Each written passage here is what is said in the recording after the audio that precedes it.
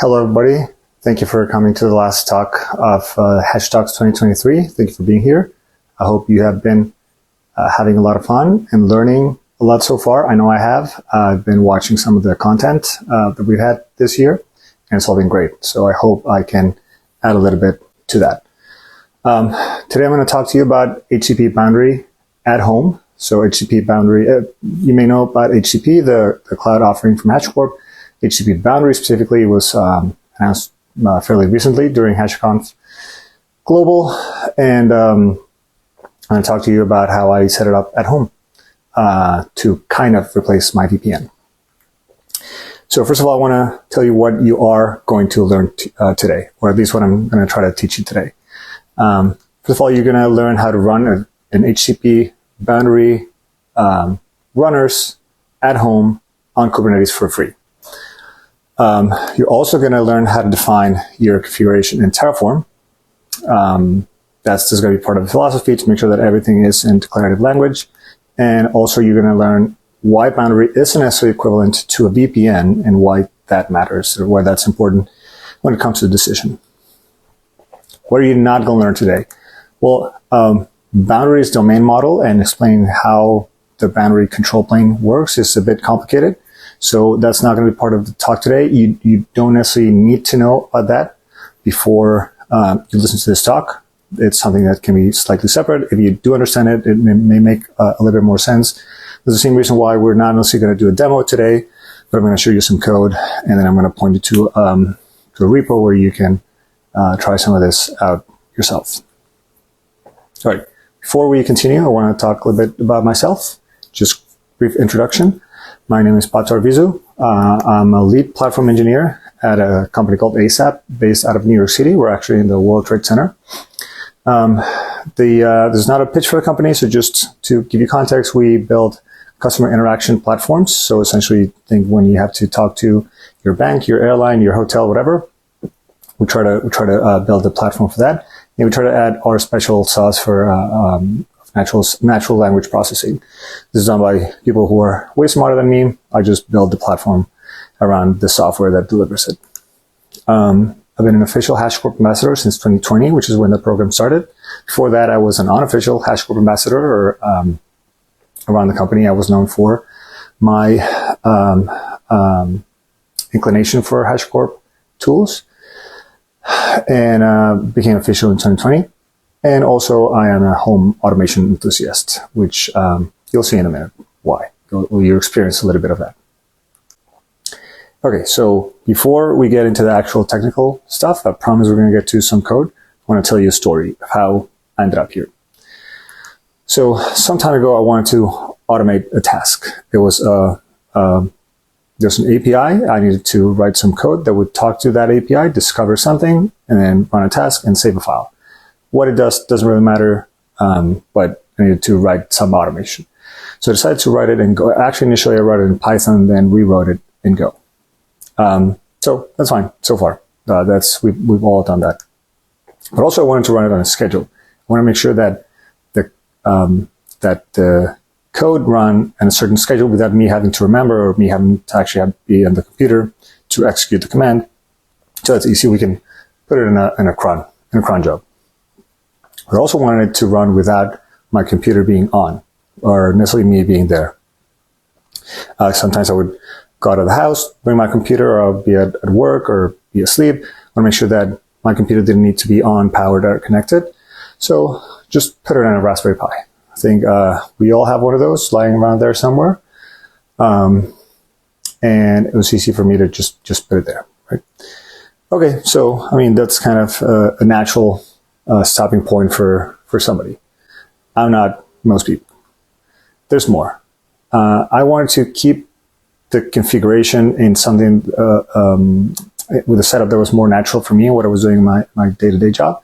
So I wanted to put a declarative definition. So Kubernetes was a kind of easy decision. I was already managing and operating Kubernetes clusters in production in my day job, so this wasn't really the challenge. The challenge was to set it up in Raspberry Pi, because it's not, there's a lot of tools and frameworks that do that today, but it's not the most out-of-the-box experience.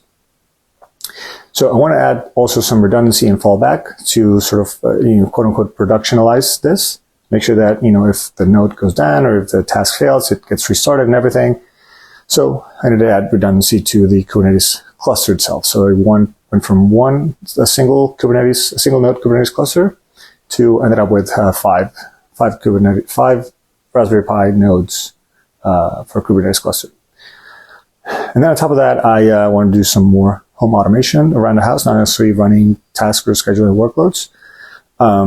So I did a little bit of other things with Raspberry Pi Zeros, which are the smaller version of Raspberry Pi, still running full operating system, but on smaller, more efficient hardware. So here you can see my Raspberry Pi Kubernetes cluster. This Raspberry Pi 4B is the model. This is the latest model. You see 5 nodes here. I'm running them on Power over Ethernet adapters or HATs. So it's a single cable for networking and power. I'm also running them on SSD disks. So it's more efficient and more longer term for constant or frequent I/O, which is the case for Kubernetes. There's also the Power over Ethernet switch. So you can see that I went all in on this. I spent some time and money on this. You see the little quote unquote rack where the nodes are connected. It's pretty to look at, but I realized that it's not the easiest when I had to take one apart and disassemble it. So it's a longer process. It's been improved since then, but that's where I was when I started. So there's some of the home automation that I've done with Raspberry Pi Zeros. Like I said, some stuff around the house. In the upper left is an LCD display on top of a Raspberry Pi Zero with I put in a Christmas tree with rotating pictures of my dog. The bottom left is a scrolling LED display, which I have right here, that I built for HashiTalks 2020, which I gave a similar talk around home automation and on Raspberry Pis. On the upper right, I have a Raspberry Pi Zero with an AirPlay server connected to the pre-wired speakers around my apartment. So I can, instead of doing over Bluetooth, I would do over an AirPlay from my phone. And the bottom right is a temperature sensor connected to Raspberry Pi Zero, so it detects the actual temperature inside a room, and I have a couple of these in my apartment. And it read me the actual temperature. So they're next to the AC thermostats. So if it hasn't been clear so far, I like to over-engineer things. Not over-engineer without a purpose. I've always try to like make something that would be actually useful. The cost effectiveness of it is not really that the formula is not in my advantage, but that's not the point. At the end of the day, this is a home lab. So all of this is for experimentation, and if things break, that's fine. But by the time that I have to actually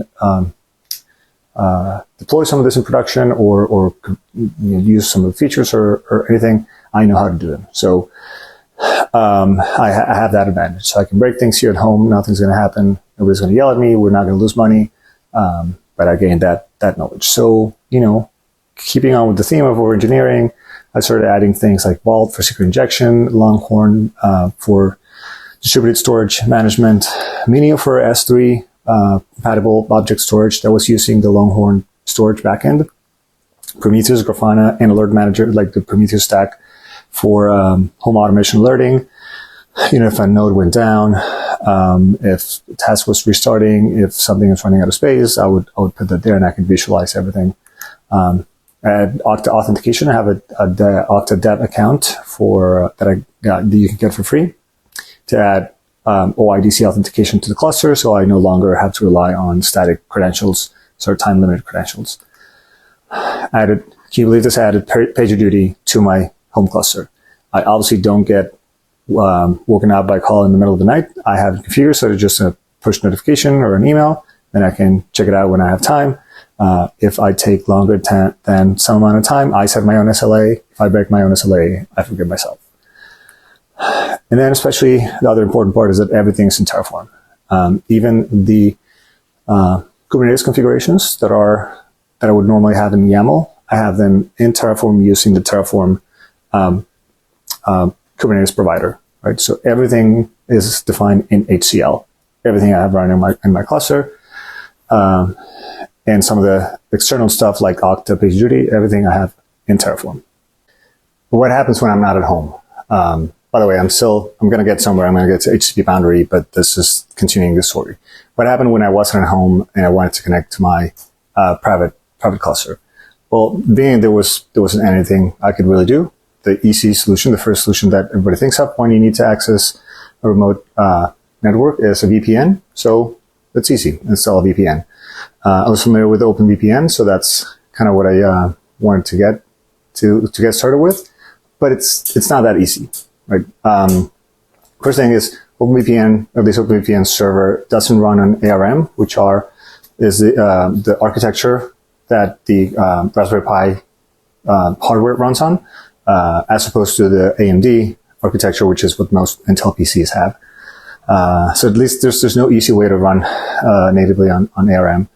Also, even if I could run it, I want to avoid a circular dependency of like the OpenVPN server is on a Raspberry Pi, and then if I'm trying to access my cluster and it can't because it's in a Raspberry Pi node that is broken, so like I want to avoid that. Also, setting up OpenVPN server isn't trivial. Right? There's a lot of moving pieces. There's some copy paste. You have to look up documentation. There's manual secret injection, etc. It's not really that trivial. Also, it's hard to have declarative configuration, right? So like I mentioned before, it's part of the philosophy to have everything in Terraform and everything configured declaratively. So it was hard to do that. I mean, you can have certain scripts, or you can have Ansible, but it didn't really fit into the rest of the ecosystem that I already had. It's also not trivial to add redundancy. You basically have to just have n number of servers if you have a redundancy factor of n. So I got around the initial hurdle of running on ARM by just buying an old headless PC and just configure it there and run a VPN server there. But if I wanted to have additional redundancy, I would have to have multiple nodes and run multiple instances there. So it wasn't really the most out of the box experience there. So now the next step in that process was actually a step I took is OpenVPN Cloud. OpenVPN Cloud is a service that launched. I'm actually not sure. I think it was launched in 2021 at some point, which is similar to HCP, wherein HCP HashiCorp provides the control plane, and then you provide either the data plane or the runners or the workers, depending on the product. OpenVPN Cloud has a hybrid model of they provide the control plane, basically the OpenVPN server, but they don't provide the network connectivity. You provide your network connectivity through connectors from your premises, from your infra, right? So essentially, you are providing the cable between the remote OpenVPN server and the rest of the internet, right? If you want to check it out, there's a free tier of up to 3 connections, 3 simultaneous connections. There's no limit to the number of users. So if you need it for like a small household of your roommates, your friends, etc., you can check it out. I'm not affiliated with the company, so this is a free plug, but I am doing a shameless plug in that I am the maintainer, or one of the maintainers of the OpenVPN Cloud Terraform provider. I wrote it like a year and a half ago. Just for personal use, but I published it. I did it the right way. Then there was interest in the community. There was interest from the OpenVPN organization, and it was donated. And now I was kept on as a maintainer there. So if you're going to use this, check that out. There's the link to the registry there as well. Okay, so that was solving the problem. I was able to connect remotely. I could I configured it with OIDC authentication and everything, but what was wrong with it? I mean, nothing really, but October 2020, last year, at HashiConf Global in LA, in Los Angeles, it was a big deal because it was one of the big conferences that was back in person. I got to see people that I haven't seen in a while, got to meet people that I only knew digitally, so I was really excited. And one of the most exciting announcements was HCP Boundary. So like, why not check it out? One of the reasons why, or a few of the reasons why I want to check it out. First of all, there's a free tier. Like I mentioned before, I don't know if you noticed that everything that I've run so far has been open source software or free services or services with a free tier. Even like Okta, PagerDuty, and everything. I'm staying on the free tier there. It's identity based. It's something. It wasn't really quite a requirement, but it allowed me to play with that mechanism, with that system of allowing access based on RBAC and based on identity and roles and whatnot. It is point-to-point, meaning that it's not a single tunnel for everything. So connections are only open from the client to a given host and port. So that also kind of minimizes the exposure in terms of open tunnels and connections. Even though I'm running this in Kubernetes, it's easier to give high availability because the barrier to create the n+1th replica of it is really low. So it's easy to run one on each of the nodes that I have. And in case you have been keeping up with the theme, this is completely not required, but I was over-engineering, so I was tripling down on the playing with the complexity because, it was fun. Okay, so now let's get to the meaty part, the part that probably you were waiting for. So first thing is to sign up a free account on cloud.hashicorp.com. Just sign up there. It's for all the products. You don't need to use any of them. You don't need to your credit card if you're not going to pay for anything. If you want to take advantage of some of the free trials, I think there are some of the free credits. You can, but you're not going to need any of that for Boundary. So we start with some code. This is, like I promised, we're going to get to some code. So actually, there's a step between signing up and this. If you're familiar with Terraform, this actually does maybe require a little bit of familiarity with Terraform. Is you have to create your tokens and you have to configure your backend and put the authentication details in the provider configuration. But to get started, this all the lines you need. You need these 5 lines. You create your HCP Boundary cluster using the HCP provider. Cluster ID, admin username, and some password that I'm injecting using the Terraform random provider. Before I move on to the next part of the code, I wanted to just explain something real quick. One of the goals here was to minimize network exposure because I could easily just open the ports and hosts to the internet and provide like router configuration. So I could access everything remotely, and as long as I had it behind some authentication and some key mechanism, it was fine, but it wasn't really fine. So I want to minimize the exposure that my host had to the external internet. I'm blurring out Vault because this doesn't really make sense here. Is not part of the equation, but this is the quote unquote normal boundary operation where you have the control plane and workers running on the cloud. And then they talk to a target system that it's assumed that they have access to. In this case, the target system is my home network, but traverses over the public internet, which meant that I would have had to open up to the public internet. There's probably a range of IPs that I could open up there, but essentially it's open to the internet. So with HCP Boundary, you can run self-managed workers, right? So everything stays in the cloud, the control plane and the boundary ingress, but you have and there are also some workers in the cloud, but you can have your self-managed workers running on your premises, talking to your target system. In this case, your target system are your local hosts within the network. So you don't need to open up the access to the workers anything more. You need to open access to anything within the network. Right, so everything that's in the box, in the lower box, that is my home network. So the managed workers run within Kubernetes, which would be a smaller box, and then that talks to other nodes within the network. So this is kind of what the deployment model ended up being, exposing, as an example, mydomain.com ports 9902 to 9906. Incoming requests from the internet go through the router. this part is less, can't really give you guidance on how to configure your own router, because some routers have restrictions. Some ISPs place restrictions on how configurable your router is. But in my case, I can create port forwarding rules so that anything that comes on port 9902 gets routed to the node A, 9903 to port B, etc.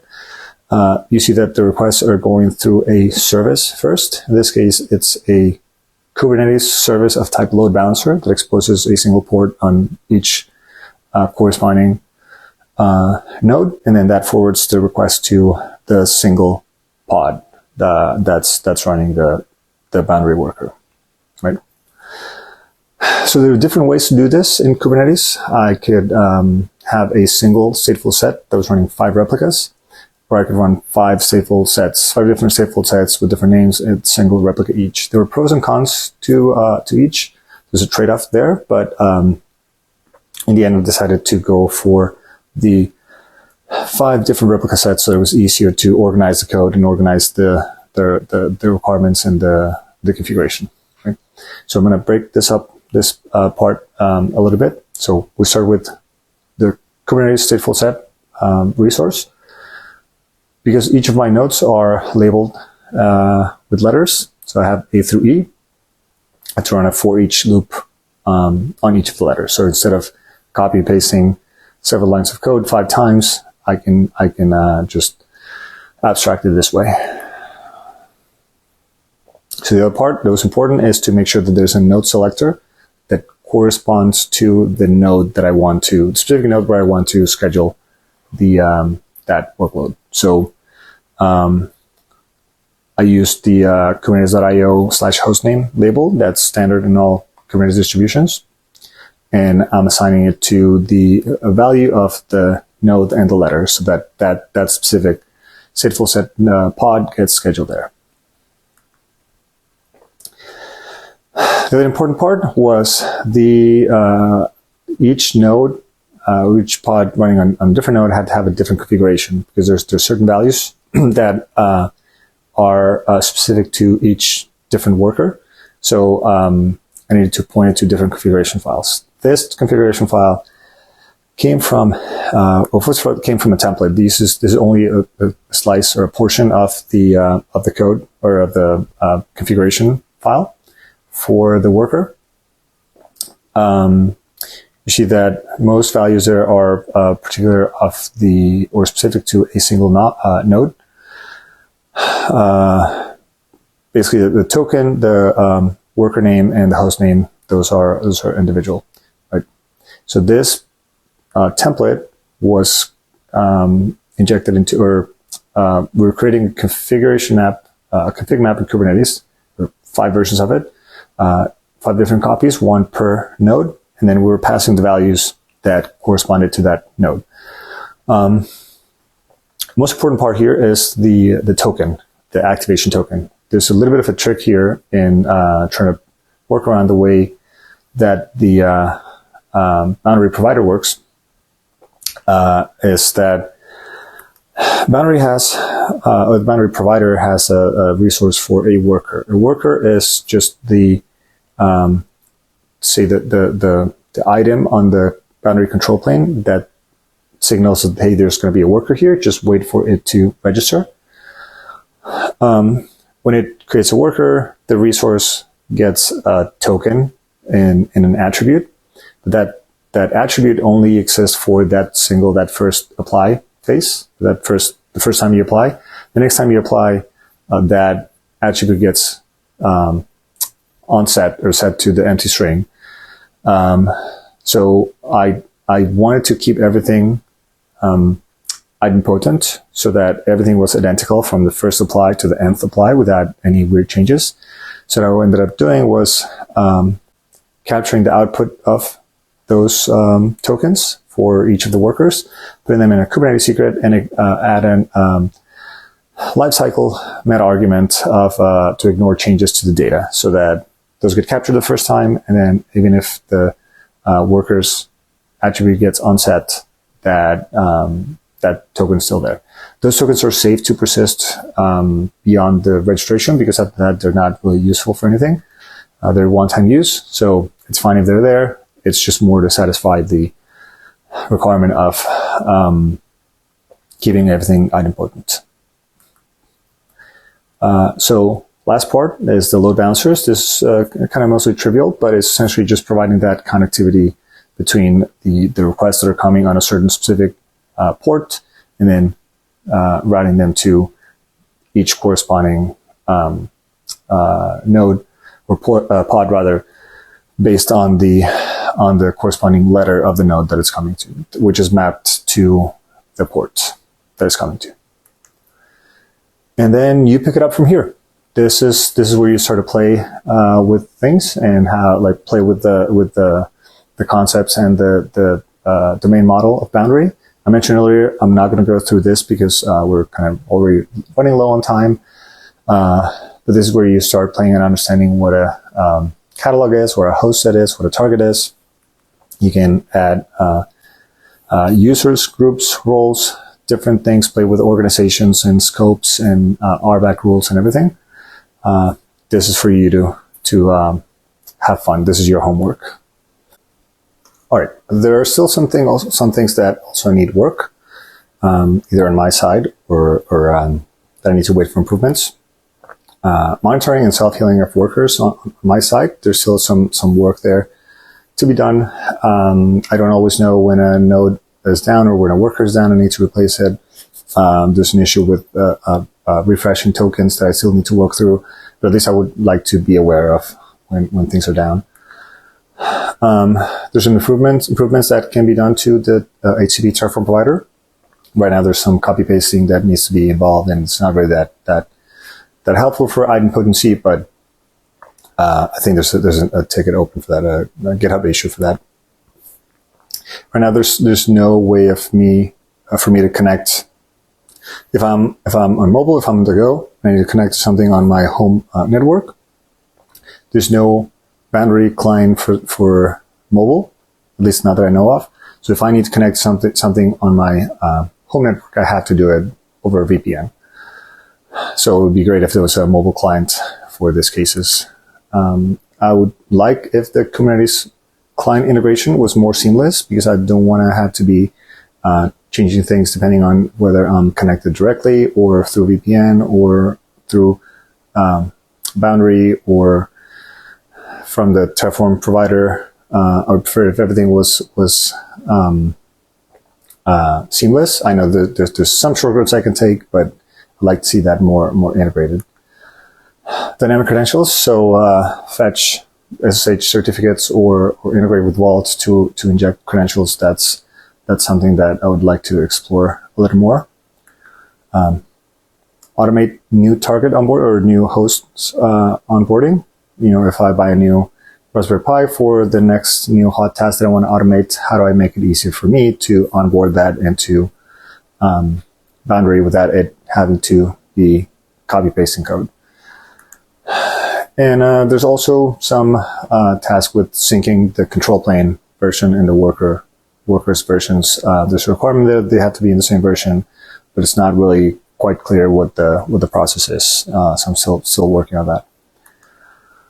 That's it for me. Thank you very much for listening so far and watching so far. I hope you learn. I hope there's something you can take home. The first link you can find is going to be a link to my GitHub profile, and you'll see the repo with the code that I just showed you. That's going to be pinned at the top. You can also follow me on Instagram at pato.arvizu.io. And my DMs are open. Just reach out if you want to. All right. Good night. Thank you very much. Bye-bye.